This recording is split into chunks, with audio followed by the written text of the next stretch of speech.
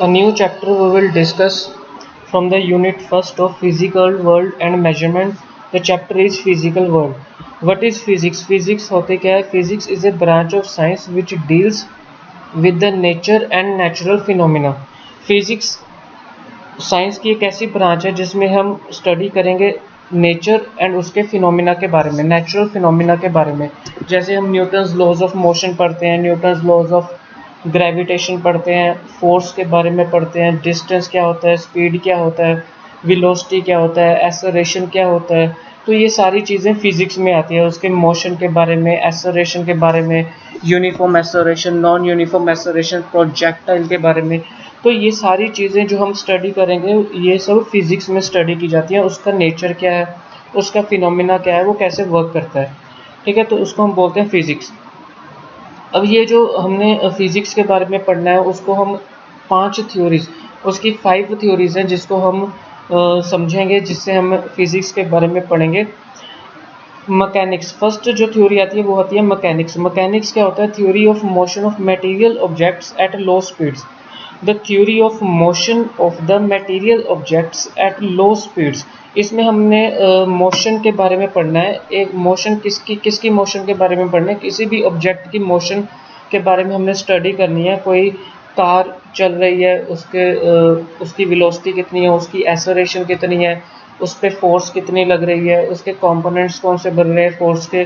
तो वो सारी चीज़ें जो हम मैकेनिक्स में पढ़ेंगे। नेक्स्ट जो हमारे पास आता है टाइप, वो आती है थर्मोडायनेमिक्स। थर्मोडायनेमिक्स क्या होती है? इसमें हम हीट के बारे में पढ़ेंगे, टेम्परेचर और उसके बिहेवियर के बारे में पढ़ेंगे of the large number of particles.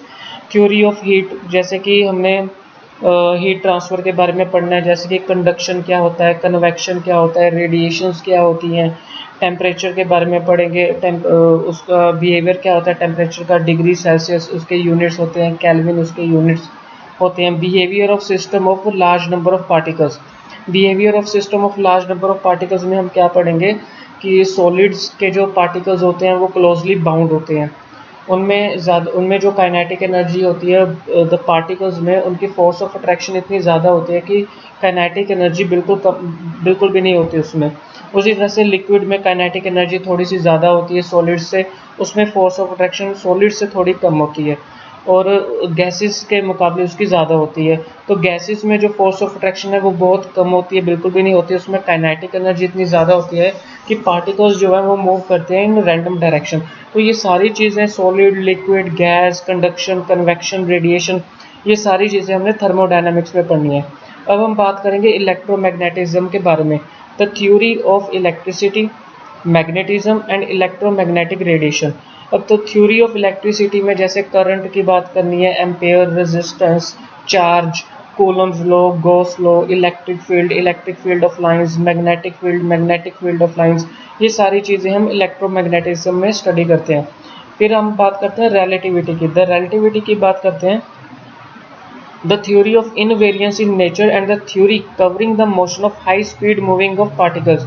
ये जो motion of high speed moving particles होते हैं, बहुत तेज़ी के साथ जो पार्टिकल्स की मोशन होती है, उस रिलेटिविटी को स्टडी करने के लिए, उस थ्योरी को स्टडी करने के लिए हम बोलते हैं रिलेटिविटी। उसके बाद बात आती है क्वांटम मैकेनिक्स की। क्वांटम मैकेनिक्स में हम स्टडी करते हैं the theory of mechanical behaviour of सब माइक्रोस्कोपिक पार्टिकल्स।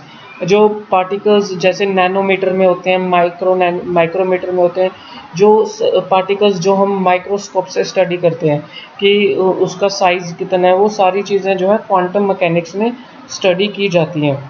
उसके बाद जो हमारा नेक्स्ट टॉपिक है, that will be the next topic is physics in relation to science. Next topic हमारा आता है physics in relation to science. Physics का मैथमेटिक्स में क्या रिलेशन है? एज सेड अर्लियर, फिजिक्स क्या है? एक क्वांटिटेटिव साइंस है। The theories of physics makes use of various mathematical concepts and it has proved the most important tool in the development of theoretical physics. अब देखिए physics का relation से mathematics से क्या रिलेशन है। जो भी फिजिक्स में हम टूल यूज़ करते हैं, कोई भी हमने थ्योरम सॉल्व करनी है, कोई भी हमने डेरिवेशन करनी है, कोई प्रूफ करना है, तो उसके लिए मैथमेटिकल टूल्स का यूज़ होगा। चाहे वो इंटीग्रेशन हो, चाहे वो डिफरेंशिएशन हो, विदाउट एनी मैथमेटिकल कंसेप्ट्स हम फिजिक्स को डिस्क्राइब नहीं कर सकते। सो फिजिक्स का मैथमेटिक्स के साथ रिलेशन बहुत ही इम्पोर्टेंट रिलेशन होता है।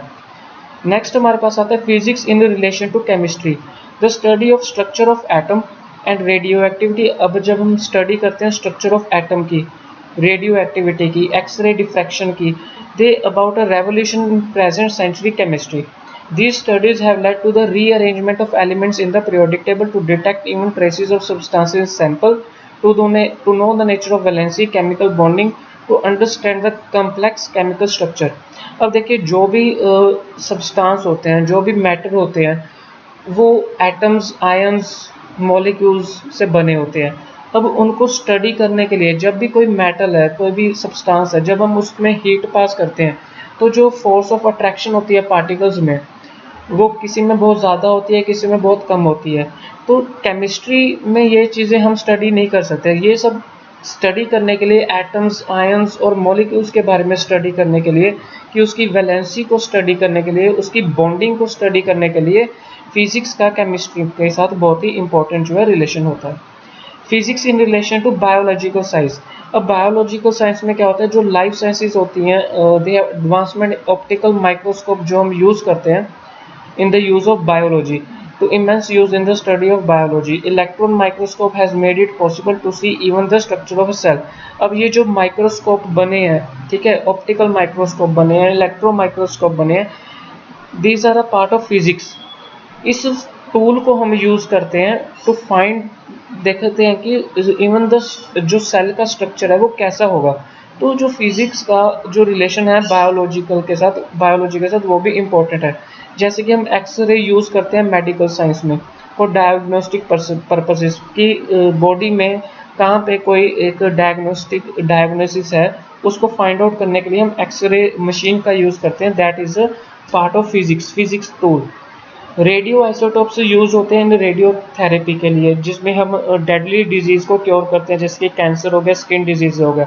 तो cancer, skin diseases, medical sciences, diagnosis, ये होते हैं बायोलॉजी। बट इन चीज़ों को स्टडी करने के लिए हमें फिजिक्स के टूल की ज़रूरत होती है, जो हम X ray microscope, optical microscope, electron microscope जो हम ये यूज़ करते हैं, ठीक है। नेक्स्ट हमारे पास आता है physics in relation to astronomy. Physics का एस्ट्रोनॉमी में क्या रिलेशन है। द एस्ट्रोनॉमिकल टेलीस्कोप जो डिज़ाइन की गई गैलीलियो के थ्रू, उसको हेल्प किया गया कि हमें हेवनली बॉडीज़ के बारे में पता चले, ठीक है। तो ये जो टेलीस्कोप है, ये क्या है, एक टूल है किसका, फिजिक्स का। तो हम इससे जो स्टडी करेंगे एस्ट्रोनॉमी के बारे में, तो हम इससे कह सकते हैं कि ये एक एग्जांपल के थ्रू कि जो फिजिक्स का रिलेशनशिप है वो एस्ट्रोनॉमी के थ्रू बहुत इंपॉर्टेंट होता है। उसी तरह से physics in relation to other science में क्या रिलेशन है इसका, to the develop, that is like geology में इसका फिजिक्स का बहुत इंपॉर्टेंट रोल है। मीटियोरोलॉजी में ओशियनोग्राफी एंड सिस्मोलॉजी, जैसे कि अर्थक्वेक आता है तो कितना रिक्टर स्केल अर्थक्वेक आया है, उसको स्टडी करने के लिए फिजिक्स की जो है हमें यूज़ पड़ती है। तो फिजिक्स एक टूल है जिसका अलग अलग साइंस में इम्पोर्टेंट रोल होता है। Physics in relationship to technology. Physics का टेक्नोलॉजी में के साथ क्या रिलेशनशिप है। Technology is the application of science in general and physics for practical purposes. अब डिस्कवरी करते हैं इलेक्ट्रोमैग्नेटिक इंडक्शन की by Faraday, regarding as one of the great scientific discovery. जो फैराडे लॉ की डिस्कवरी हुई थी बाय द इलेक्ट्रोमैग्नेटिक इंडक्शन, ये एक ऐसी टेक्नोलॉजी थी जो हमारी साइंटिफिक डिस्कवरी में बहुत इंपॉर्टेंट मानी जाती है। The study of lever system has designed design a large number of very useful machines। अब मशीन्स को चलाने के लिए हमें ऑन ऑफ स्विच की ज़रूरत होती है। तो जो लीवर सिस्टम की स्टडी करते हैं, एक ऐसे उसके डिज़ाइन तैयार किए गए ताकि मशीन को चलाने में उसका यूज़ हो। The study of satellite has made it possible to forecast weather very accurately। हमने सैटेलाइट की स्टडी की ताकि हमें वेदर का जो फोरकास्ट है वो एक्यूरेटली पता चल सके। तो ये भी एक टेक्नोलॉजी है जो फिजिक्स के द्वारा हमें मिली है। Conversion of heat energy into mechanical work. Heat energy को मैकेनिकल वर्क में कन्वर्ट करना, ये भी एक फिजिक्स है जो हमने यूज़ किया है, जिस टेक्नोलॉजी में उसको कन्वर्ट किया है। जो भी हमारे इंजन हैं, पेट्रोल इंजन, डीजल इंजन, उसमें हम क्या करते हैं, पेट्रोल डालते हैं, डीजल डालते हैं, स्पार्क प्लग उसको इग्नाइट करता है, उसके बाद जो है वो मैकेनिकल वर्क में कन्वर्ट हो जाता है। Discovery of vacuum tubes has led to wireless communication and to the design of radio and television. हमने वैक्यूम ट्यूब्स डिस्कवरी की है जिससे वायरलेस कम्युनिकेशन, बिना किसी वायर के वायरलेस कम्युनिकेशन हम कर सकते हैं, to the design of radio and television में उसको इस्तेमाल कर सकते हैं।